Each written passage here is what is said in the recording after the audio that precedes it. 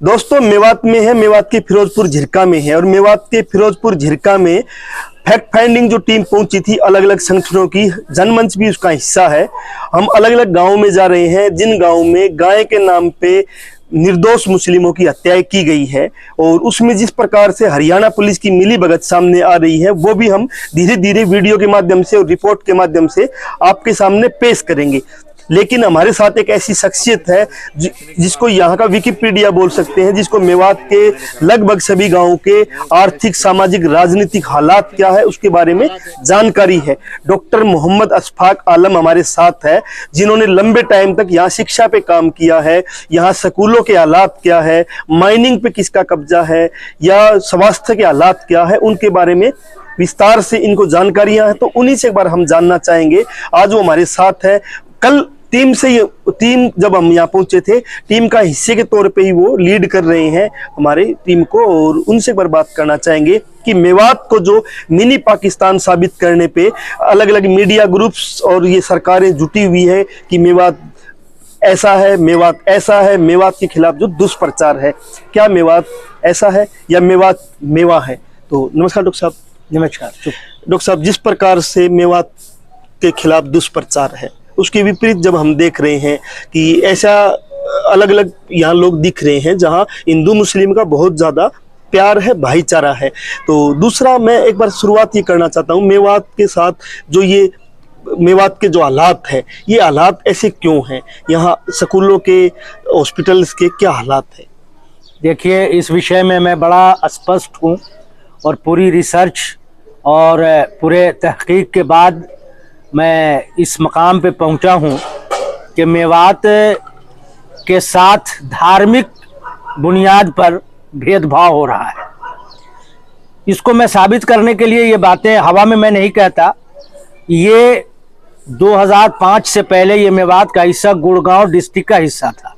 वो गुड़गांव जो पूरी दुनिया में जो है स्मार्ट सिटी की हैसियत से जाना जाता है, औद्योगिक क्षेत्र और बड़ी मल्टीनेशनल कंपनियों के लिए जाना जाता है, विकसित जिला और शहर की हैसियत से जाना जाता है, उसका ये हिस्सा रहा है मेवात। जब उतना विकसित इलाके का, जिला का ये हिस्सा था, तब भी इतना ही पिछड़ापन था। इसे खत्म करने के लिए 2005 में जो है इसको जिला बनाया गया, लेकिन भेदभाव का वो सिलसिला खत्म नहीं हुआ है। सिलसिला खत्म नहीं हुआ और आज भी वो सिलसिला जारी है। जो स्कूल 1970 में सीनियर सेकेंडरी स्कूल ऐसे थे जहां प्रैक्टिकल की सारी व्यवस्था थी, अच्छी पढ़ाई थी, आज वहां पढ़ाई नहीं हो रही है।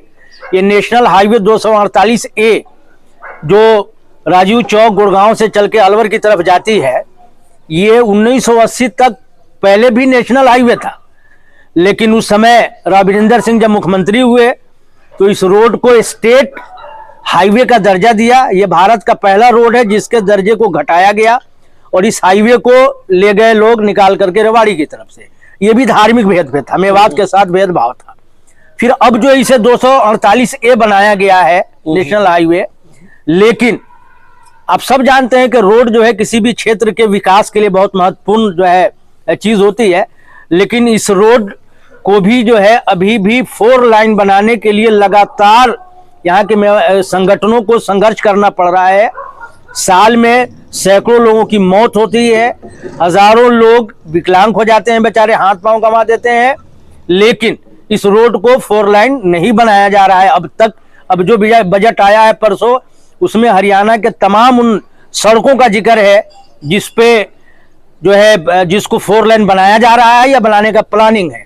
उस प्लानिंग में भी इस रोड को शामिल नहीं किया। मेवात का इसमें कोई नाम नहीं है। तो ये लगता है कि मेवात के साथ बिल्कुल स्पष्ट हुए इस सिलसिले में। स्कूलों की जब आप हालत जानेंगे, देखेंगे हम सब लोग, तो वहां भी ये समझ में आएगा। क्योंकि किसी भी एक क्षेत्र का जब हम बुनियादी बात करते हैं तो लोगों के पास खेती की जमीन कितनी है, आर्थिक हालात क्या, उसके साथ में शिक्षा का स्तर कैसा है। तो एक बार मैं शिक्षा की बात करूं तो कल जैसे हम बात कर रहे थे, तो आज हम कैमरे के सामने बात कर रहे हैं कि शिक्षा के हालात क्या है। यहाँ के गाँव में स्कूल प्राथमिक लेवल पे क्या है, 8वीं मिडिल क्या है। क्योंकि एक बहुत बड़ा प्रचार है कि जो मुस्लिम कम्युनिटी है वो अपने बच्चों को कम पढ़ाती है या लड़कियों तो पढ़ाती ही नहीं है। तो इस चीज पे मैं थोड़ा जानना चाहता हूँ सर।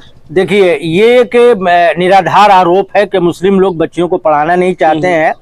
इसका एग्जाम्पल ये है कि आप स्कूलों में जाके देख सकते हैं, सरकारी स्कूल हो या प्राइवेट स्कूल, स्कूल भरे पड़े हैं बच्चों से। स्कूल में बच्चों की संख्या और खास तौर से लड़कियों की संख्या की कोई कमी नहीं। यहाँ से थोड़ी दूर पर एक स्कूल है, 3-4 किलोमीटर बसी में, 800 बच्चे उस स्कूल में है। सरकारी स्कूल में, सरकारी स्कूल जो मिडिल स्तर का है वहां 800-850 बच्चे हैं। लेकिन शिक्षक कितना है? शिक्षक सिर्फ जो है प्राइमरी लेवल पे 2 शिक्षक है और मिडिल में जो है 1 शिक्षक है। 800 बच्चे और शिक्षक है 3। जी जी जी जी। इस तरह से मेवात के सभी स्कूलों की यही हालत है।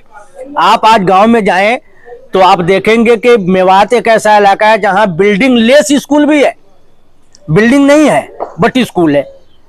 ये बहुत अद्भुत बात है ये।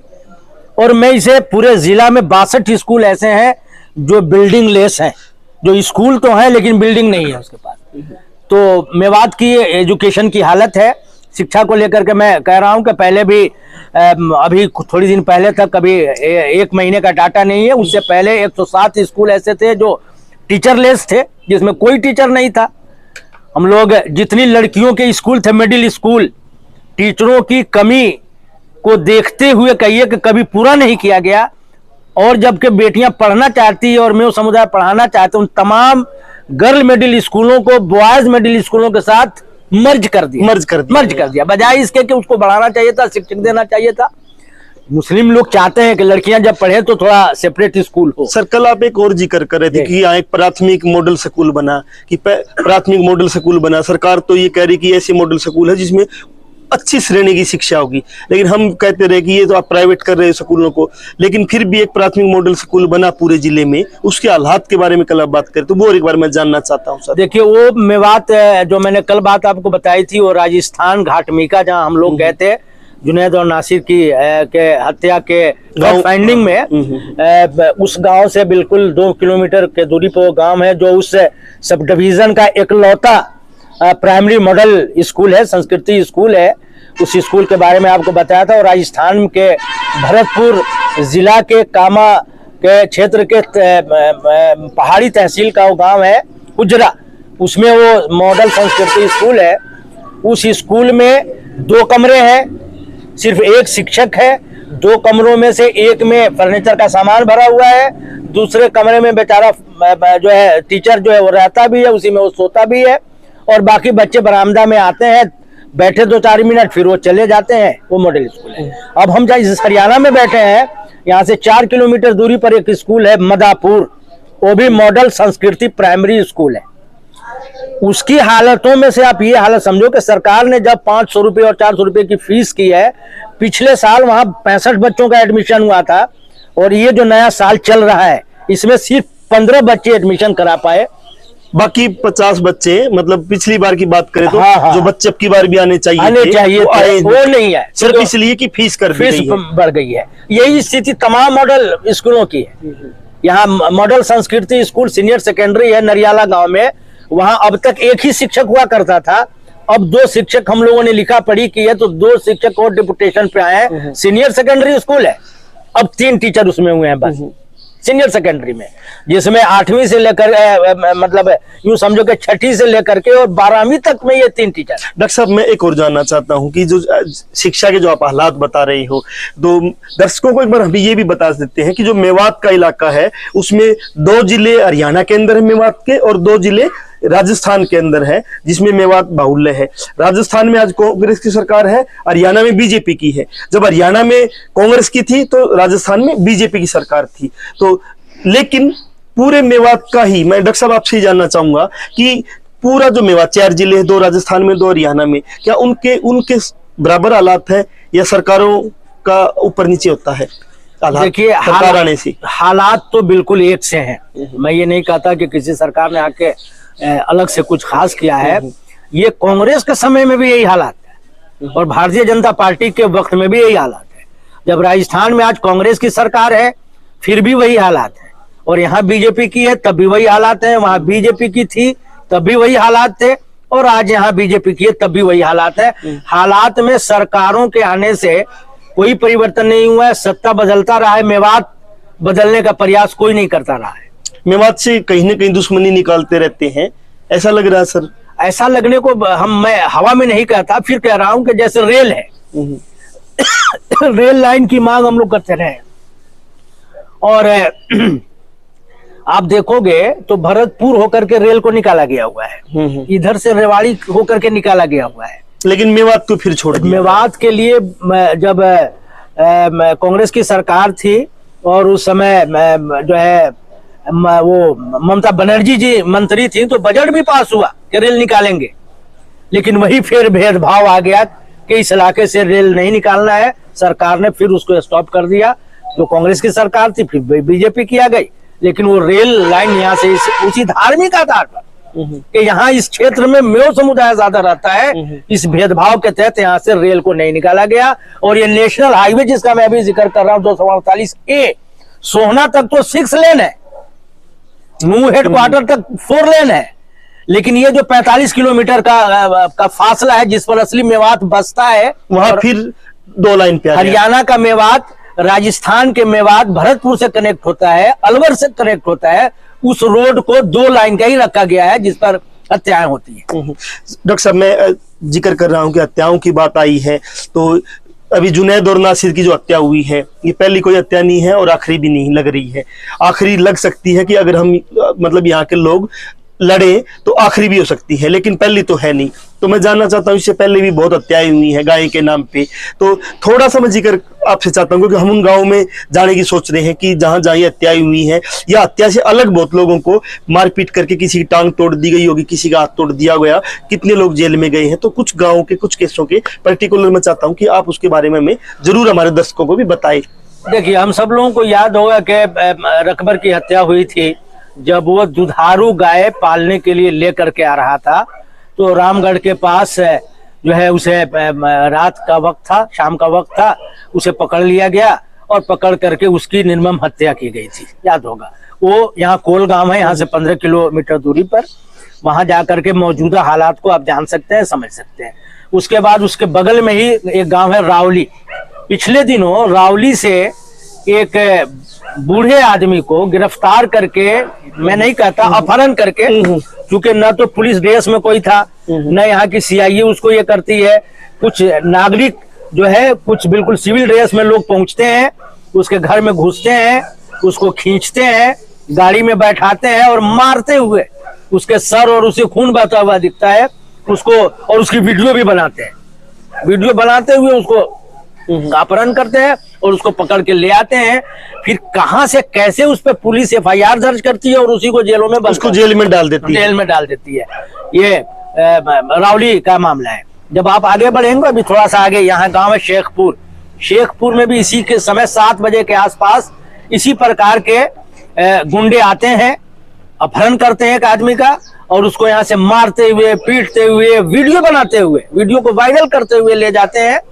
और फिर उस पर भी एफआईआर जो है दर्ज होता है, वो जेल चला जाता है। लेकिन पुलिस आई, कौन ले गया, कैसे ले गया, इस पे कुछ नहीं होता है। प्रोटेस्ट हुआ तो अननोन लोगों के खिलाफ मुकदमा दर्ज होता है, जबकि सोशल मीडिया पे सब दिख रहा था।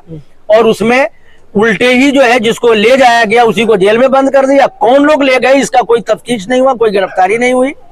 इसी तरह रवा गांव में झज्जर से लोग आए गौपालकों का गाय ले जाने के लिए और उनसे झगड़ा हुआ और उसमें दोनों तरफ से मारपीट हुआ और उल्टे ही पुलिस ने जो है सारे मुकदमे रवा गांव वालों पे कर दिए। 6 बच्चों की गिरफ्तारी हुई, उसमें वो बेचारे जेल गए। कैसे अब मौजूदा स्टेटस नहीं कि उनकी जमानत हुई भी या नहीं हुई, वो हुआ है। इसी तरह पिछले दिनों आपने देखा होगा कि सुना होगा कि वारिस की हत्या हुई, ये नूह के पास हुसैनपुर गांव का लड़का। वारिस का भी एक मसला हमने सुना है। वारिस का वीडियो वायरल हो रहा है, उसके गाड़ी में पूछा जा रहा है कहाँ के हो, कैसे हो, किधर आए हो। उस वक्त तो वो जीवित है, इस हालत में नहीं है कि हाँ मर सकता है, देखने में ठीक लग रहा है।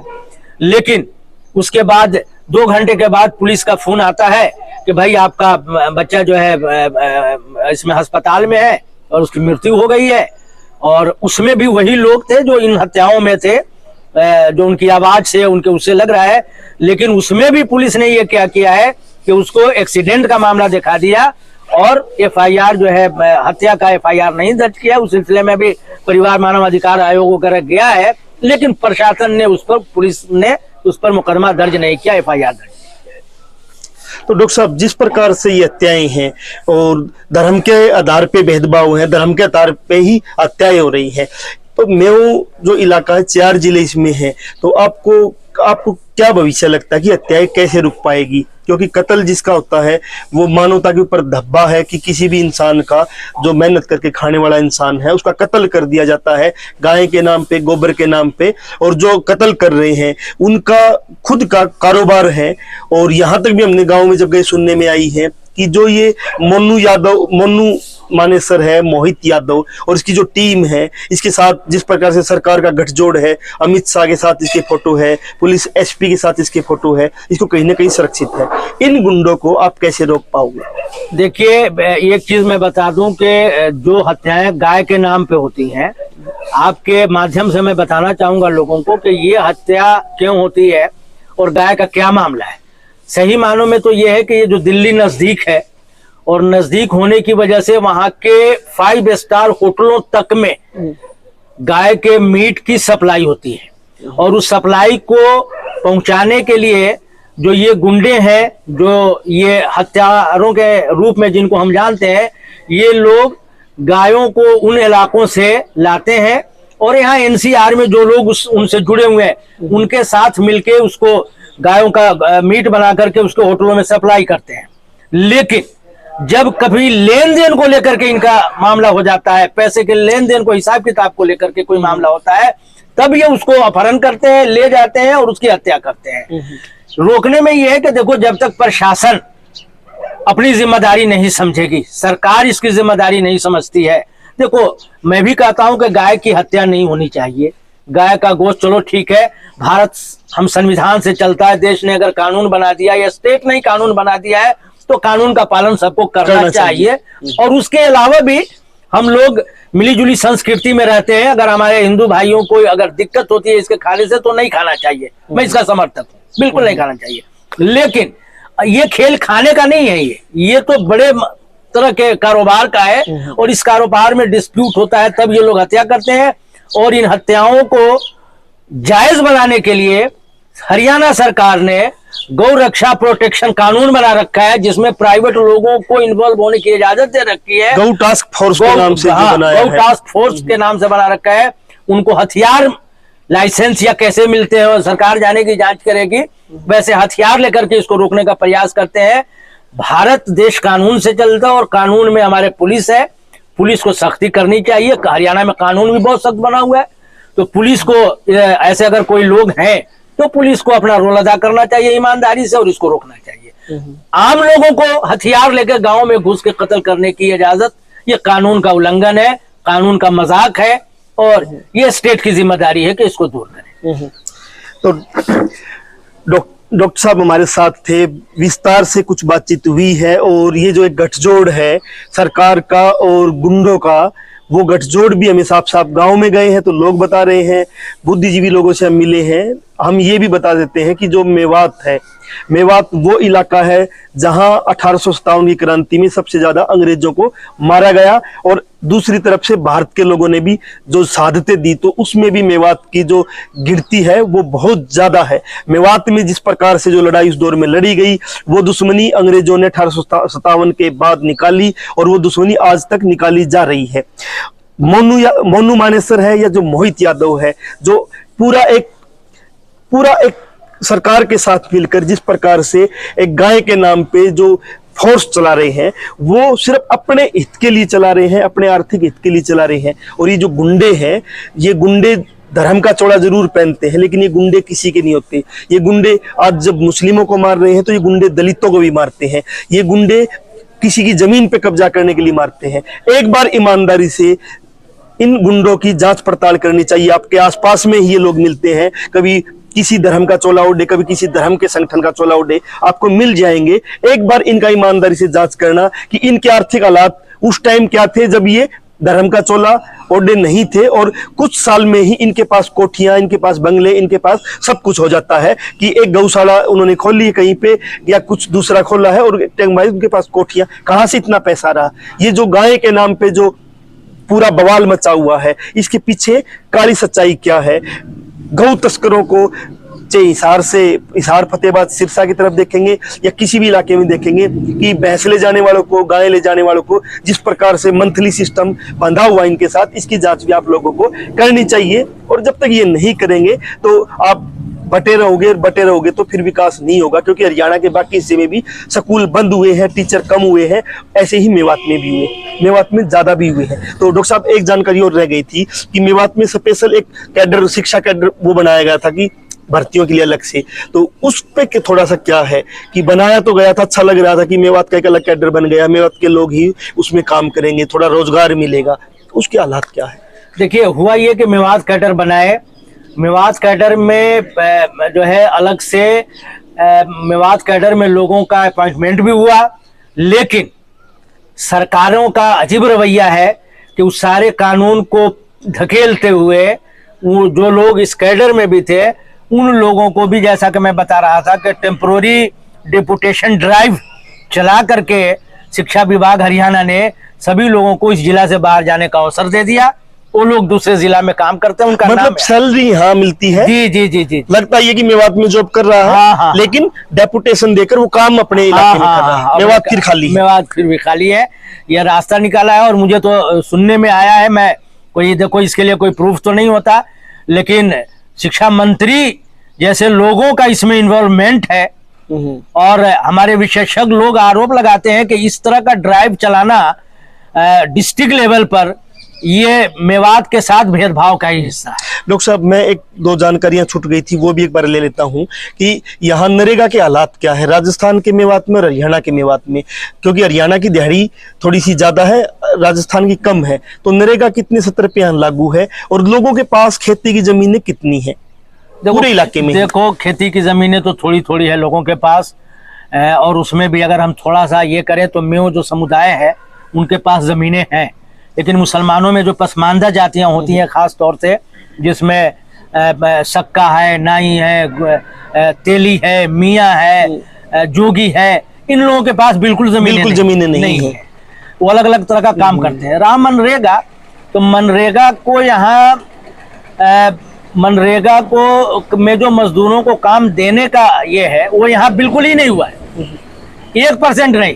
आप अगर साइट पे जाके आप देखेंगे तो मनरेगा का बहुत काम हुआ है, वो सब जेसीबी से हुआ है काम, जेसीबी से कराया और 2 नंबर के खातों में पैसा ट्रांसफर पेमेंट हुआ है। कल के आप सुने होंगे कि नगीना में अभी 5 जो है अधिकारी और पुराना में बीडीपीओ तक गिरफ्तार किए गए हैं इस मामले में। वो हम जैसे एक्टिविस्टों ने जब एप्लीकेशन लगाई इधर उधर तो कुछ लोग इसमें आए हैं, पकड़े गए हैं। और अगर किया जाए तो सभी पंचायतों की मेवात के यही स्थिति है, जो 325 पंचायत है यहाँ, सभी के यही हालात है कि मनरेगा का काम मजदूरों के हाथ से नहीं हुआ, सभी का काम जेसीबी से। डॉक्टर साहब, आखिरी सवाल इस इंटरव्यू का रहेगा कि एक प्रचार किया जाता है कि मेवात के अंदर तो लोग AK-47 रखते हैं, मिनी पाकिस्तान है, ऐसा प्रचार हमें अक्सर बाकी हिस्सों में मेवात से बाहर सुनने को मिलता है और हिंदू वहाँ खतरे में है, सबसे ज्यादा खतरे में मेवात में हिंदू खतरे में है। लेकिन गांव में एक जगह गए तो हमें पता लगा कि एक सरपंच है, उसका एक ही परिवार है और 5 गांव का वो एक सरपंच है और लगातार वही पिछली 4-5 योजना से बन रहा है। तो ऐसा मैं एक बार उसके बारे में जानना चाहता हूँ कि हिंदू कितने खतरे में है मेवात में? देखिए, मैं आपको एक बात बहुत बिना इसलिए नहीं कह रहा हूँ कि मैं मुसलमान हूँ, बल्कि मैं एक एक्टिविस्ट हूँ जो मानवता और इंसानियत के लिए मैं लड़ता हूँ। मेरे लिए धर्म एक बिल्कुल पर्सनल चीज है, इस बेस पर जो है धार्मिक बेस पर कोई चीज नहीं है। हरियाणा के मेवात इलाके में मैं बहुत जिम्मेदारी से कहता हूँ कि आप तो AK-47 की बात करते हो, AK-46 की बात करते हो, मेवात के लोगों के पास मामूली 2 नाली बंदूक भी नहीं है। जिनके पास पुराने हैं, किसी के पास लाइसेंस होगा और उन्हें रख रखा है, कभी इन हथियारों का गलत इस्तेमाल हमने इस इलाके में कभी नहीं देखा है, कभी नहीं।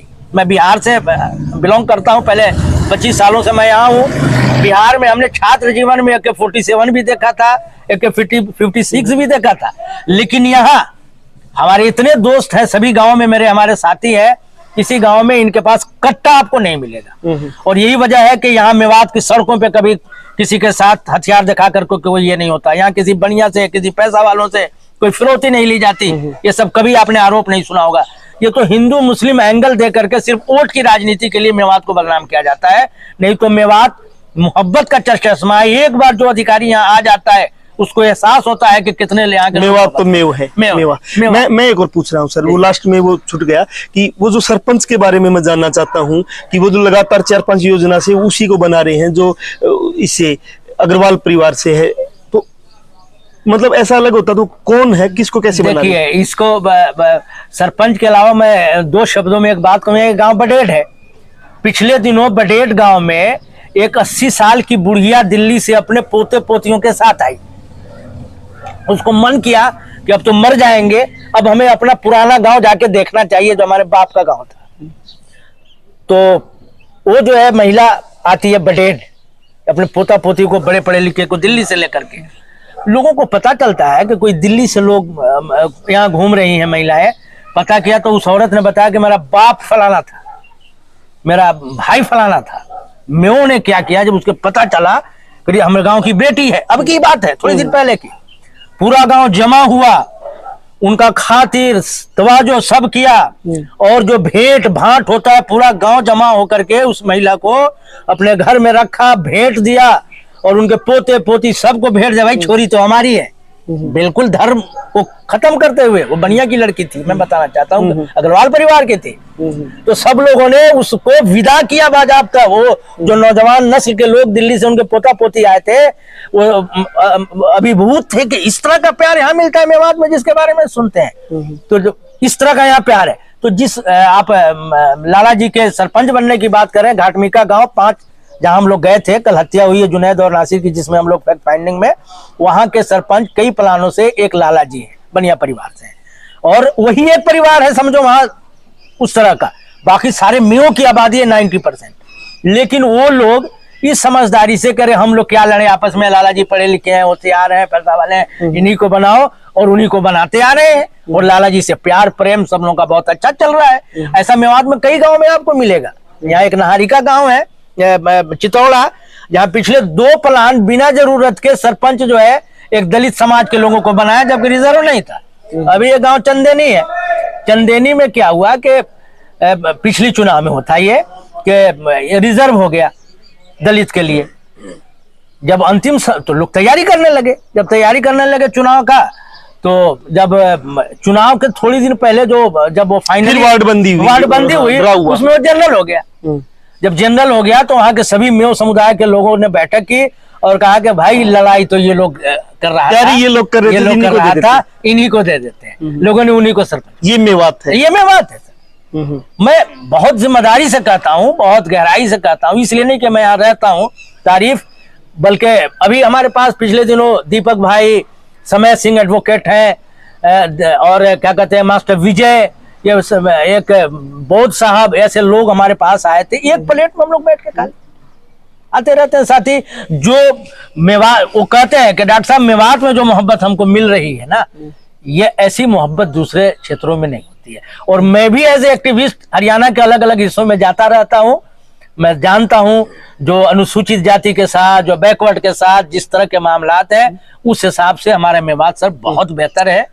तो हरियाणा की जब हम बात करें ना, क्योंकि हम हरियाणा में काम करते हैं, तो हरियाणा में एक भी उदाहरण ऐसा नहीं मिलेगा कि बिना रिजर्व के किसी दलित को सरपंच बना दिया हो, या बिना रिजर्व के किसी मुस्लिम को बना दिया हो। मुस्लिम की तो वैसे भी रिजर्व नहीं होती है, लेकिन कहीं भी ऐसा बना दिया हो सरपंच बनने के लिए जिस प्रकार की, या और दूसरे मुद्दे के लिए जिस प्रकार की वहां गला काट प्रतियोगिता होती है, हमने देखी है। बाकी हिस्से में भी प्यार है, लेकिन मेवात का जो प्यार है कि मेवात के लोगों के पास जाने के बाद पता चलता है कि इसमें कितना प्यार है। हम आपसे भी कहते हैं इस नफरत को छोड़कर, और ये जो गाय के नाम पे हत्याएं कर रहे हैं, इनको, इनके पक्ष में खड़े होने की बजाय एक बार मेवात में आइए और मेवात को जानिए, और इन गुंडों को भी जानिए जो हत्याएं कर रहे हैं धर्म के नाम पे, धर्म का चोला उड़कर, लेकिन खुद ये गाय की हत्या में शामिल होते हैं, गाय के मीट के कारोबार में शामिल होते हैं, और ये फिरौतियां लेते हैं, अपहरण करते हैं। ऐसे गुंडों को अगर आप आज सपोर्ट करोगे तो आने वाली नस्लें आपको माफ नहीं करेगी, क्योंकि आने वाली नस्लों को भी ये गुंडे बर्बाद कर देंगे। तो जनमंच के साथ आप बने हुए थे, हमारे साथ डॉक्टर साहब जुड़े, आपका बहुत बहुत धन्यवाद डॉक्टर साहब। मैं एक शब्द और कहना चाहूंगा आपके माध्यम से उदय जी के, हरियाणा ही नहीं भारत के किसी भी हिस्से का कोई भी ऐसा आदमी जो मेवात के बारे में जानना चाहता हो, रिसर्च करना चाहता हो वो मेवात आए। अपना घर फिरोजपुर झिरका में जो है मेवात कारवां का अपना आश्रम है, कहिए इसे। यहाँ सभी धर्म के लोग आते हैं, यहाँ ठहरते हैं। हम उनके ठहरने का इंतजाम हमारे जिम्मे, उनके रहने सहने और उनके खाने पीने और गांव में जा करके रिसर्च करने की भूमिका में हम जो है उनके लिए निभाएंगे, मदद करेंगे। और जितना दिन भी रहना चाहे जो साथी वो मेवात के बारे में रिसर्च करने के लिए आए, फिरोजपुर झिरका में आप आए, आपका हम स्वागत करेंगे, आपके रहने खाने पीने सबकी व्यवस्था करेंगे और जो भी आपकी जैसी आवश्यकताएं होंगी हम यहाँ पूरी करने का प्रयास करेंगे और आपका स्वागत करेंगे। धन्यवाद डॉक्टर साहब, शुक्रिया।